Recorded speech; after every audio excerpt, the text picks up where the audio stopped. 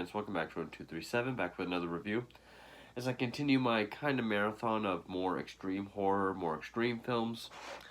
And so far throughout this sort of marathon, I've already reviewed the original Notorious Video Nasty from 1978, Faces of Death. Pretty sure everyone is at least familiar with that title. Originally, I was just going to do all Faces of Death in one video because I do have the Gorgon video collection set. I know there's newer ones. I think there's even a Blu-ray set. I think there might even be a set where each film is in there individually. This just has the individual cases. Discs, not the cases, which I would like to have because I love this artwork. But it's a good thing I'm doing each one individually because each one is pretty different. Same format, but different enough to talk about. So I've done the original Faces of Death. I've done the first sequel, Faces of Death 2 from 1981. And now we come to Faces of Death 3 from 1985. And, well, again, directed by John Alan Schwartz, credited as Conan Le Calais. I always mess up the last name. Conan Le Calais or Cellaire. And written by John Alan Schwartz, credited as Alan Black, just as he was in the first two.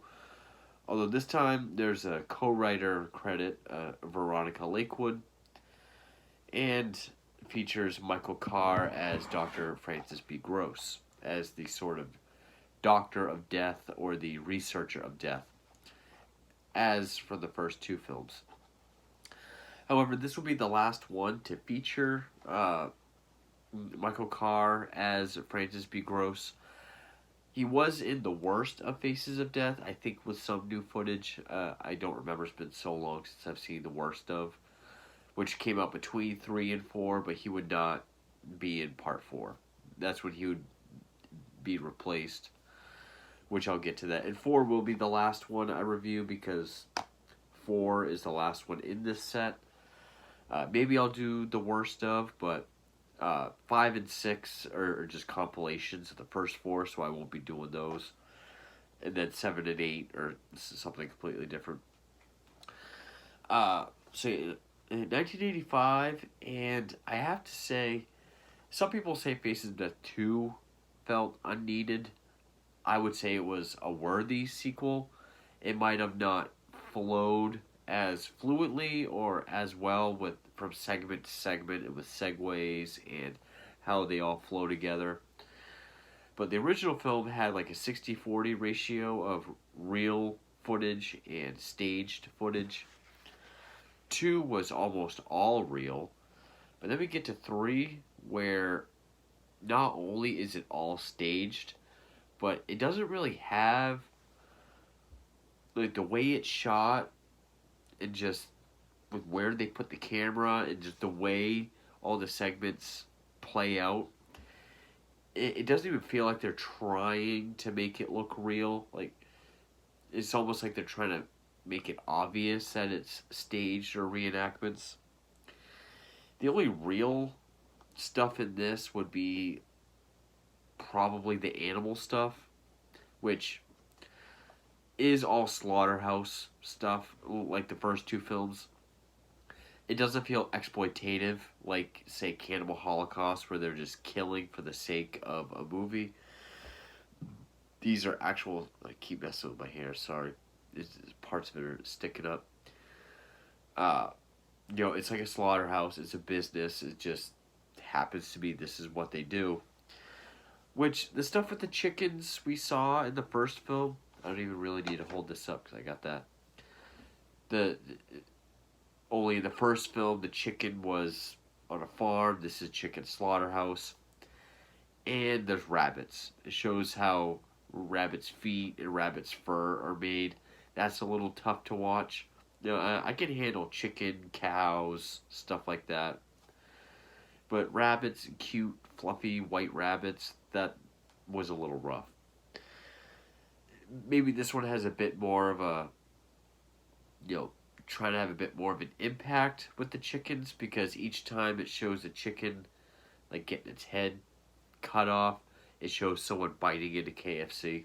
So, but I think that's the only real stuff in this. Everything else is completely staged, uh, as far as I know, and it just feels random. Like the segments don't flow together, especially not like the first film, and not even like the second film. The second film even felt like it jumped around a lot.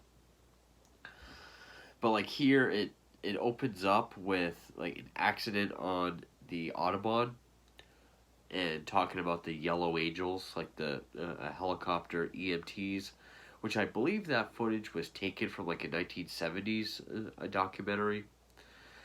But it goes from that to sort of like Law and Order, like following these officers trying to catch a serial killer, with interviews of people that knew victims. And this one by far has the worst acting. You can't really go into a Faces of Death movie expecting grade A acting, but I thought the acting in 2 was bad, like with the shootout. But this one, like, it has a girl who's just, well, I had a friend, told him not to go out drinking. There's a killer, but he did. Now he's gone. And how does that make you feel? Very upset. Told him not to. Now he's gone. Then the other guy, I mean, the guy that said he worked with the skids and he had a friend. You know, I just hope they catch him. I hope he is sick. He wasn't too bad, but the girl was a terrible actress. Even the cop, like, because he's looking at the back seat, he's like, got 13 victims. Ain't no clues. Guy's smart. He ain't left us anything. Sometimes he cuts off the heads. Sometimes he slits their throat. He ain't left any clues. It sometimes it almost feels like it's written by someone that doesn't really know anything about crime or evidence or anything like that. But we try to catch that one serial killer, and then I think we go to a different one that's actually apprehended, and the killer's played by John Allen Schwartz, the director. And it presents to it, and I guess the only real looking thing would be like the tape that they play during the court case of him raping one of his victims, and the victim is played by co-writer Veronica Lakewood. I mean, that looks kind of snuffy and authentic, but just the way it's presented, because also you can tell it's not on a tripod. Someone's filming this crime, but they don't seem to want to go after the cameraman. And that's why a lot of it feels staged, because there's even like an interrogation scene, I think in El Salvador or something, where a guy's just tortured and it doesn't go well, and then to get rid of all witnesses, they have to hang him. But the narration is like, you know, and in order to leave no witnesses, he has to be hanged. But it's obvious there's a cameraman in the room. So it's hard to tell if they're just trying to present it like reenactments, or if they're still trying to go for, is it fake, is it not? But for these horrendously, obviously faked segments. It's just like, well, if they can't have any witnesses, why would they allow a camera? I know, I'm looking for logic in Faces of Death, but, you know, if you go back to my reviews for, like, the first film, which, you know, the first 2 films, I talked about how the ones that were staged, it still did a good job at kind of cloaking itself, like, well, is it not? Here it's just blatantly obvious. But some of the other segments, like, it goes from, so Audubon, trying to catch a serial killer, court case, which the serial killer played by the director says he hanged himself. Then it goes to effects of PCP, and showing where dealers will hide their PCP and cocaine stashes down in the Everglades, to a parachuter that missed his target and landed in an alligator pit and got ripped to shreds. Then we have like the interrogation scenes in El Salvador, which every time the guy's beaten, the interrogator standing back too, and he's doing a lot of like you can tell it's fake. What the hell else is there? You got like slaughterhouse stuff, just rabbits and chickens. Which the rabbits was the hardest thing to watch. I mean, even just the content in this, it felt the most tame. Which then we go to divers, where a guy's attacked by a barracuda, some other stuff, and then we get very similar footage where someone is attacked, I think, by a shark. But then, there's cave divers, which I thought that was well shot, kind of creepy. A cave diver that I think got disoriented, lost his air, lost his flashlight, couldn't find his way out. They had to go find his body. What the hell else was in this one? I don't even remember. And there's no list of segments anywhere. But,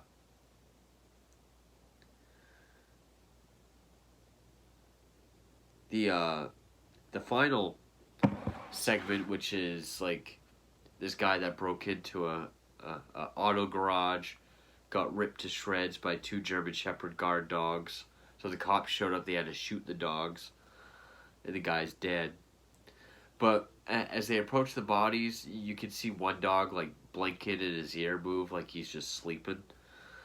There's a long portion about snake venom and snake bites and stuff like that.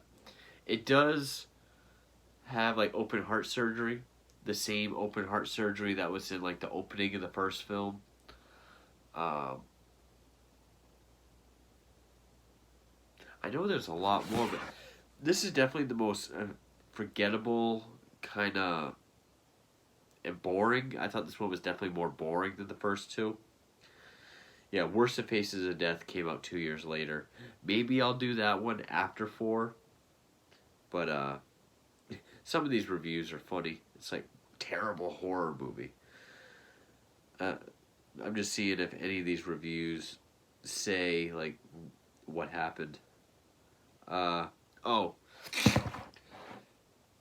There's a lot more law enforcement with this one. Like there's also like a bomb squad, a guy exploding, which the makeup effects on the bodies and stuff are still decent, like in the first two.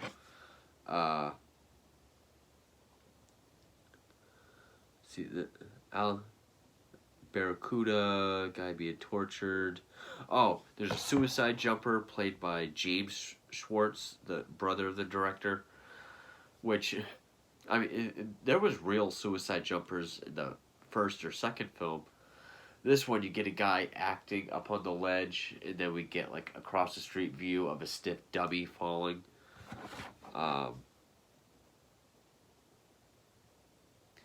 See what else it was. A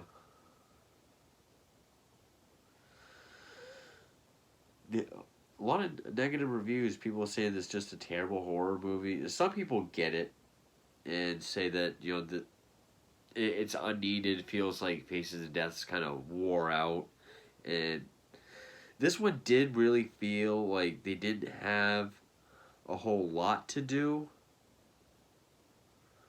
but they wanted to make a third one for whatever reason.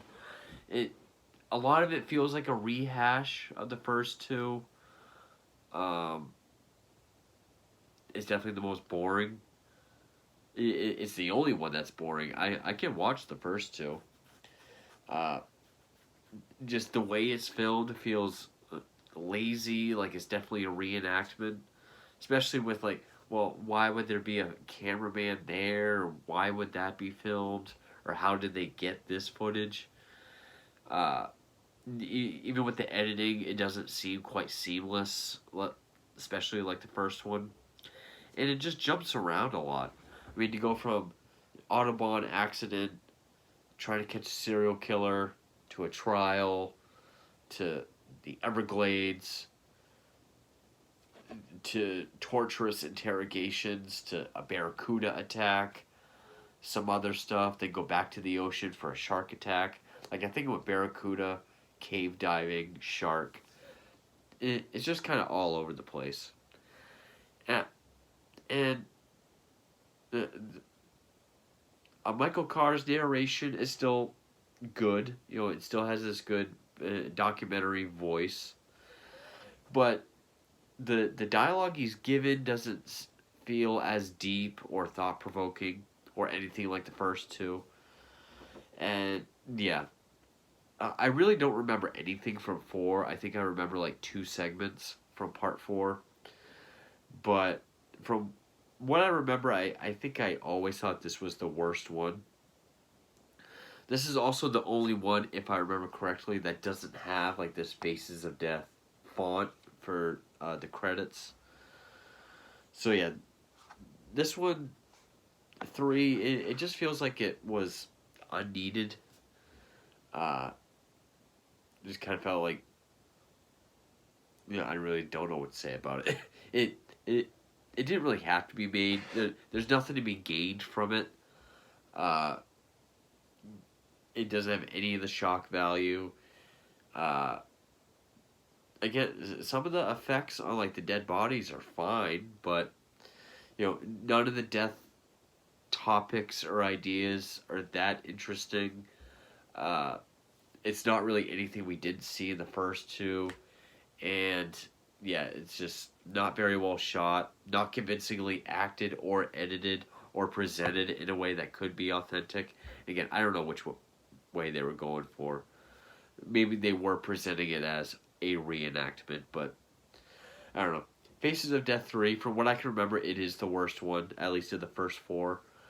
But I will be doing part 4.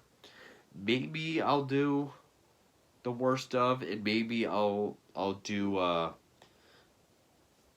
review of like the fact or fiction where they actually talk about stuff that they did fake it and what was real. Maybe I'll do that just in the same video as the worst of.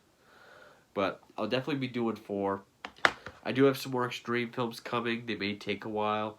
But once I finish Faces of Death, I can start the Mondo Kane series. So I'm sorry if this review wasn't very informative or kind of as lazily put together as the movie itself. But I really didn't have much to say about it. So that's Faces of Death 3. And thank you for watching.